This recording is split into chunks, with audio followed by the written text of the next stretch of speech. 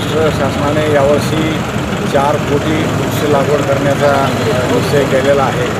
हा 2017, 18 आणि 19च्या पावसाळ्यात एकूण 50 कोटी वृक्ष लागवडीचा जी मोहीम आहे त्याचा हा एक भाग आहे।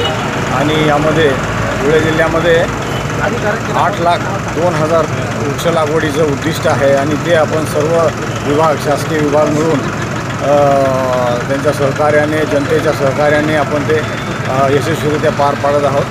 त्यामध्ये वन विभाग, सामाजिक वनीकरण विभाग, ग्रामपंचायती, आणखी इतर विभाग यांचा फार महत्त्वाचा सहभाग आहे। आणि त्यासाठी जी आवश्यक रोपे आहेत ती उत्कृष्ट प्रतीची या वर्षीच्या पावसाळ्यात लागवडीसाठी, तसेच पुढच्या वर्षीच्या पावसाळ्यात लागवडीसाठी सुद्धा उंच रोपं ही आपण सगळी तयार ठेवलेली आहेत। आणि यामध्ये जनतेचा उत्स्फूर्त सहभाग आहे।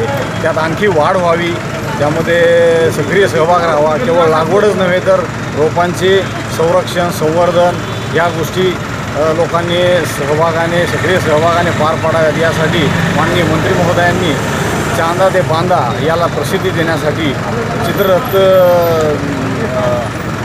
सुरू केलेला आहे।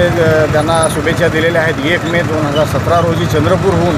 आणि तो चित्ररथ आपल्याकडे काल दाखल झालेला आहे, तो आपल्यासोबत आहे। आणि धुळे शहरामध्ये, धुळे जिल्ह्यातल्या विविध तालुक्यामध्ये या चित्ररथामार्फत आता प्रचार प्रसिद्धी होईल, लोकांमध्ये आणखी जनजागृती होईल आणि वृक्ष लागवड, वृक्ष संवर्धन, त्यांच्या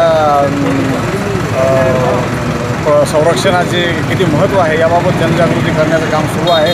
या चित्ररथामध्ये ग्रीन आर्मी म्हणजे हरित सेनेचे सदस्य म्हणून नोंदणीची सोय आहे।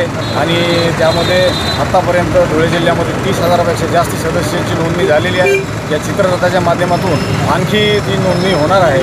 आपल्या जिल्ह्यातून तो पुढे नंदुरबारकडे जाणार आहे, नंदुरबारहून पुढे साक्री मार्गे नाशिककडे जाणार आहे। असा तो 30 जूनपर्यंत मार्गक्रमण करत लोकांच्यामध्ये वृक्षाविषयीचं प्रेम, वृक्षाविषयी जनजागृती, लागवडीविषयी महत्त्व हे विशद करत त्याचा प्रवास चालू आहे। GK अनारसे उपवन संरक्षक धुळे म्हणून कार्यरत आहे।